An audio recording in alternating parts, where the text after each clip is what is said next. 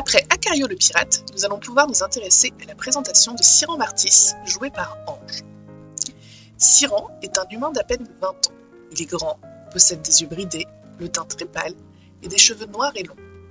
Il a des traits délicats et l'on remarque à son physique qu'il n'a jamais connu de situation trop compliquée dans son passé. C'est quelqu'un d'intelligent qui adore être le centre de l'attention. Il est maladroit et il a parfois du mal à s'intégrer en société.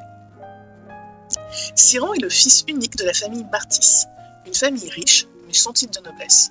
Il a été élevé dans la république d'Onanguk et plus précisément dans la ville de Gonan. Il a grandi entouré d'une mère qui a du mal à le voir grandir et le considère toujours comme un enfant, et d'un père notaire qui a fait fortune en restant honnête et juste. Siran a évolué depuis sa plus tendre enfance dans la richesse et l'opulence.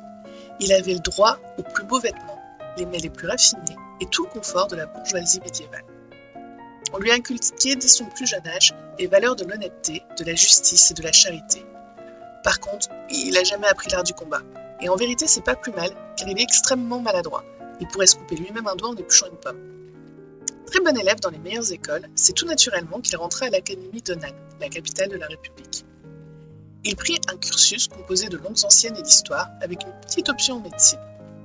Il n'avait qu'un seul but, prouver à tous ce que lui savait déjà, c'est-à-dire qu'il était le meilleur et le plus intelligent.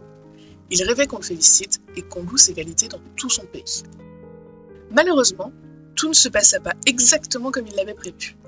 Ce qu'il trouva surtout à l'académie, ce fut un rival, Robin de Tours, un noble qui avait sans doute acheté sa place à l'académie plutôt que de la mériter. Siran ne put s'empêcher de détester Robin, qui avait de très bonnes notes, en faisant faire ses devoirs par les autres, en trichant ou en manipulant les professeurs. Lors de leurs dernières années à l'académie, les élèves furent en compétition pour la place de major de promotion. Ce titre octroyait tout ce que Siran avait toujours voulu, à savoir la reconnaissance, le prestige et surtout être employé directement comme universitaire à la fin de ses études par son académie. Sur 11 matières, Siran avait obtenu la meilleure note sans tricher dans 5 d'entre elles. Malheureusement, Robin comptabilisait aussi 5 victoires. La dernière épreuve allait les départager. Siran se sentait confiant puisqu'il s'agissait de sa spécialité, les langues anciennes. Mais quelle ne fut pas sa surprise de découvrir les résultats et de s'apercevoir que Robin avait remporté le précieux titre. Siran se sentit immédiatement trahi par son université et ses professeurs, et il n'accepta pas sa défaite. Il dit à qui veut l'entendre qu'il est le plus intelligent de sa génération. Malheureusement, il ne peut pas le prouver. Il partit, en volant quelques parchemins, mais surtout un étrange médaillon, sur lequel 10 emplacements de pierres précieuses sont présents, mais vides. De retour dans sa ville natale, il se rendit dans plusieurs bibliothèques, et finit par dénicher un ouvrage sur les mythes et légendes de Marma. L'un de ces mythes concernait un artefact qui s'appelait le livre de la destinée. Ce livre serait capable au choix d'offrir une montagne d'or, l'amour éternel, ou bien le savoir infini à qui serait capable de le lire. Toujours selon la légende, il serait entreposé dans la salle au trésor du comte de Puermotejas, une ville sur un continent plus au nord. Siran se doute bien qu'il ne sera pas simple de le lire, mais il veut tenter sa chance et revenir en héros chez lui pour enfin prouver à tous qu'il avait raison depuis le début. Malgré les protestations de sa mère, il entreprit un long voyage qui le mena sur l'île des Géants, où il rencontra 2 autres personnes, 2 aventuriers qui se rendaient eux aussi à la même ville que lui.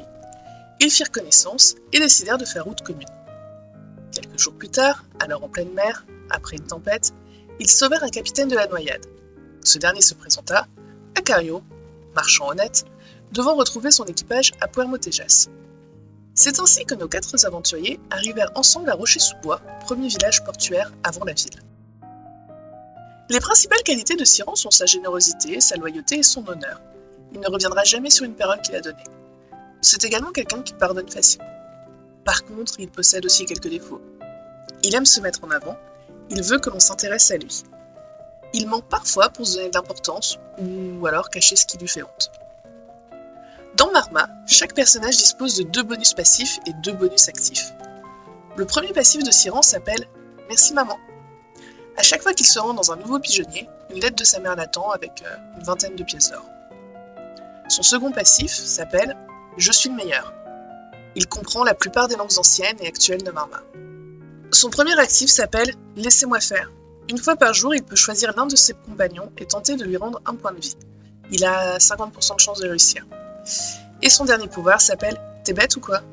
Il a 60% de chance, en parlant à un PNJ, de réussir à lui faire perdre le fil de la conversation, en employant des mots savants et des longues phrases sans fin. C'est utilisable seulement une fois par jour. Concernant ces statistiques, Siran est bien entendu le meilleur en intelligence, mais aussi en psychologie et en perception. Il est le seul à posséder des compétences de premiers soins, de recherche et d'histoire, ainsi que la possibilité de ne pas se faire remarquer lorsqu'il cherche à s'infiltrer dans un milieu bourgeois.